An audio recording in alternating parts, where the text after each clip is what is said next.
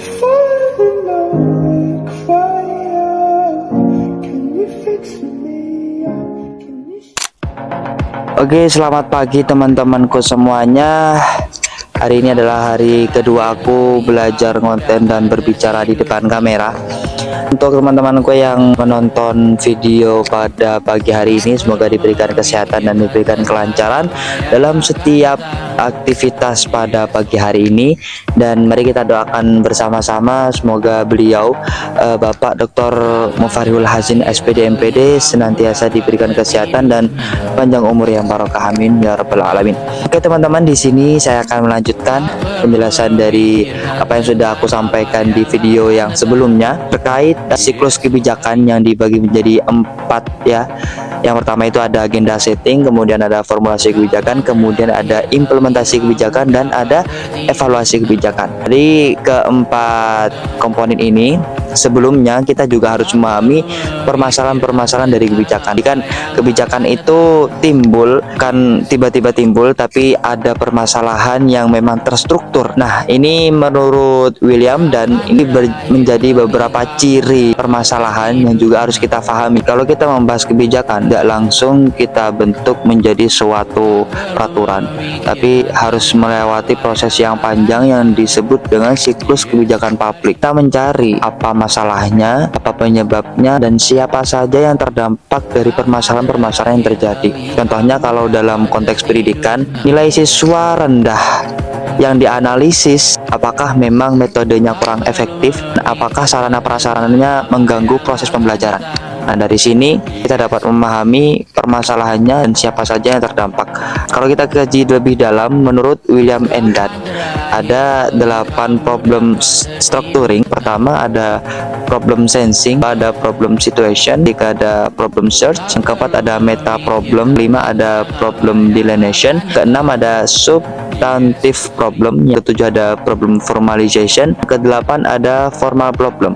Nah, 8 memiliki penjelasan masing-masing. Nah, teman-teman, pada intinya problem struktur ini terdiri dari beberapa tahap, dari menyadari masalah disebut dengan problem sensing, memahami situasi yang disebut dengan problem situation, cari data yang disebut dengan problem search, menentukan masalah utama yang disebut dengan meta problem, membatasi masalah yang disebut dengan problem delineation, merumuskan masalah secara jelas yang dapat kita sebut sebagai problem formalization. Jadi kan masalah ini suatu hal yang formal yang siap dijadikan kebijakan.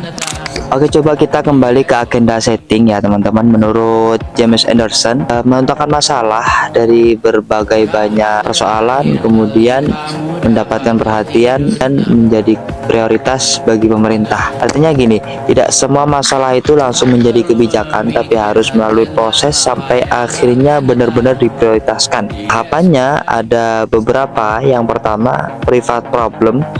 Ini adalah masalah yang masih dirasakan secara individu atau satu kelompok atau kelompok kecil, belum dianggap masalah umum dan belum ada campur tangan pemerintah. Contoh sederhananya, siswa merasa kesulitan belajar, tapi masih belum banyak yang sadar tuh belajar itu memang penting. Yang kedua ada yang namanya public problem, dimana ini dampaknya meluas, mulai butuh perhatian pemerintah. Contohnya, banyak siswa yang mengalami kesulitan belajar. Nih indikator yang membuat mereka sulit untuk belajar. Ketiga ada isu atau isu publik. Ini adalah masalah mulai dibahas secara luas. Poinnya, masalah sudah dibicarakan di media sosial, diskusi, dan tempat-tempat tongkrongan. Contoh sederhananya masalah pendidikan yang mulai dibahas bukan hanya di media, bahkan di tongkrongan lain lah. Kemudian ada yang keempat yang dinamakan dengan sistemik atau systemic agenda, di mana masalah ini dianggap penting oleh masyarakat. Poinnya sudah punya legitimasi publik tapi belum ditangani oleh pemerintah. Contohnya, semua orang sepakat bahwa pendidikan ini harus disertai dengan sarana prasarana yang baik, dan ini sudah dilegitimasi namun tidak direalisasikan. Kelima itu institusional, agenda institusi, di mana masalah ini resmi masuk ke dalam regulasi pemerintah dan mulai dibahas secara formal akan dibuat kebijakan. Nah, contoh sederhananya, pemerintah mulai merancang kebijakan pendidikan. Apa sih formulasi kebijakan itu?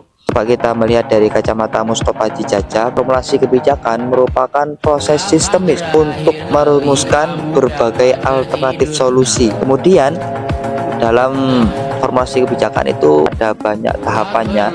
Pertama itu pengkajian persoalan, di mana kita benar-benar memahami persoalan yang terjadi di kalangan masyarakat. Poinnya kita memang benar-benar cari penyebab, identifikasi pihak yang terkait, siapa saja yang terkait dengan permasalahan, dan keberdampakannya dengan orang-orang itu dan sampai mana. Kedua itu ada penentuan tujuan. Kita menentukan nih tujuan apa yang ingin kita capai dari permasalahan ini. Poinnya kita harus jelas, kemudian harus memiliki tolak ukur. Contoh sederhananya, kita ingin meningkatkan kualitas pembelajaran. Lalu yang ketiga, perumusan alternatif kebijakan. Nih, kita menyusun nih apa saja alternatif yang dapat kita rumuskan di kebijakan. Nah, tidak hanya satu solusi tapi banyak, dan juga harus realistis sesuai dengan alternatifnya permasalahan. Lalu yang keempat teman-teman, ada yang namanya penyusunan model. Kita memprediksi dampak dari kebijakan. Nah, kita benar-benar menggunakan analisis dan melihat kemungkinan dari hasil kebijakan. Lalu yang kelima ada penetapan kriteria, menentukan standar penilaian, entah dari efektivitasnya, efisiensinya, sampai ke keadilannya. Apakah ini benar-benar adil atau tidak ketika direalisasikan begitu. Lalu yang keenam ada penilaian alternatif. Kita membandingkan solusi yang sudah kita rumuskan, kemudian kita menentukan mana yang paling baik, mana yang paling efektif, dan mana yang paling benar-benar dibutuhkan oleh permasalahan yang terjadi. Lalu yang ketujuh, perumusan rekomendasi. Finally, bagaimana kita menjadikan suatu rekomendasi yang sudah kita buat sebagai acuan kebijakan atau sebagai suatu poin yang akan disahkan menjadi kebijakan begitu.